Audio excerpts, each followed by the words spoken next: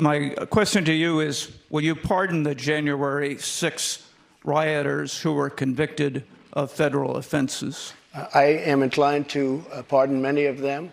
I can't say for every single one, because a couple of them probably they got out of control. But, you know, when you look at Antifa, what they've done to Portland, and if you look at Antifa, look at what they've done to Minneapolis and so many other places. Look at what they did to Seattle and BLM. Many people were killed. These people, I'm not trying to justify anything, but you have two standards of justice in this country, and what they've done, and I love that question, because what they've done to so many people is nothing. And then what they've done to these people, they've persecuted these people. And yeah, my answer is, I am most likely, if I get in, I will most likely, I would say it will be a large portion of them. You know, they did a very, and it'll be very early on. And they're living in hell right now. So when it comes to pardons, they're living in hell. And they're policemen, and they're firemen, and they're soldiers, and they're carpenters and electricians, and they're great people. Many of them are just great people. Do you want Ukraine to win this war? I don't think in terms of winning and losing. I think in terms of getting it settled so we stop killing all these people and breaking down this country. Now, can I just follow up on that? You said you don't think in terms of winning and losing. Mr. President, can I just follow up on that, because that's a really important statement that you just made there. Can you say if you want Ukraine or Russia to win this war? I want everybody to stop dying. They're dying. Russians and Ukrainians. I want them to stop dying. And I'll have that done. I'll have that done in 24 hours. I'll have it done. Mr. President, you dealt with a lot of mass shootings when you were in office. This year, there have already been more than 200 mass shootings in 2023. If you are reelected, are there any new gun restrictions that you would sign into law? I would do numerous things. For instance, schools. We would harden, very much harden. And I'm a very believer. I believe in teachers. I love teachers. I think they're incredible. And they love the children, not quite like the parents, but they love the children in many cases almost as much. Many of these teachers are soldiers, ex-soldiers, ex-policemen. They're people that really understand weapons. And you don't need 5% of the teachers would be more than you could ever have if you're going to hire security guards. But in addition to that, have security guards. You have to harden your entrances. You have to make schools safe. And you can make other places safe.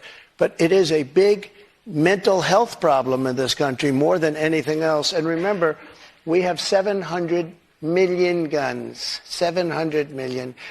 Many people, if they don't have a gun, they're not going to be very safe. I mean, if they don't have a gun, it gives them security. Now, you need them for entertainment. You need them for hunting. You need them for a lot of different things. But there are people that if they didn't have the privilege of having a gun in some form, many of them would not be alive today. You know, there's a certain country that had a very strict policy on guns, very, very strict. Which country? And, Brazil, okay? Brazil, very strict. And the former president of Brazil, and the killing was incredible. They were walking into people's homes and killing people.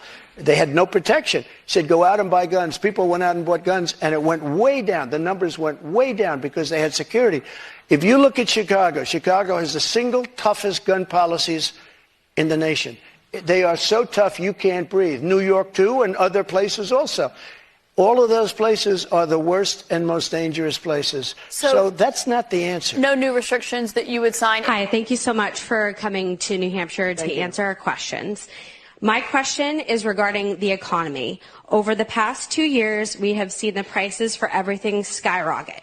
From food to gas to utilities and insurance costs, many people's bills are up several $100s a month, including mine.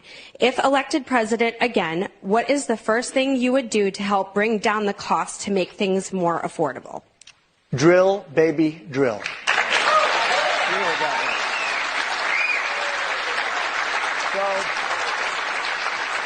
Do you agree with deploying troops to the border, and how will a Trump administration slow down the rate of migrants coming across all our borders? Sure. A very fair question, especially since tomorrow is going to be a day of infamy. You're going to have tens of thousands of people pouring into our country. Even the judge, the judge overruled them when they wanted to terminate it early. And he said, you know that you better extend this thing. The judge in Texas said, I hope you're going to extend this, but this is my policy that they're letting terminate because they lost in court. They wanted to go earlier. You're going to have millions of people pouring into our country right now at a level that nobody's ever seen before.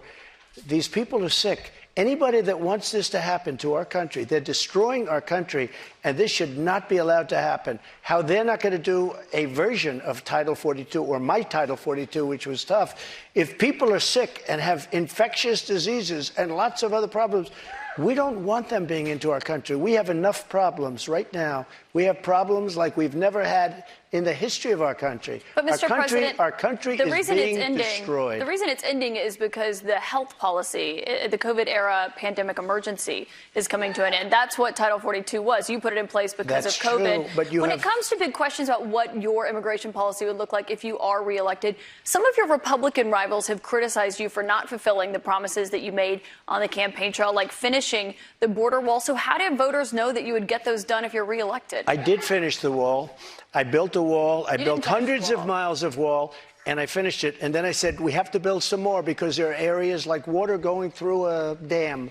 There are some areas where a lot of people are coming. You close up one, and they come into another.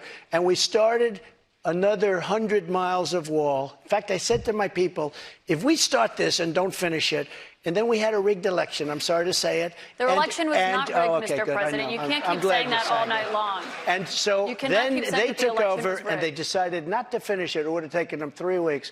I built hundreds of miles of wall. If we didn't have it, it would be hard to believe it could be any worse. They're just letting people flow into our country.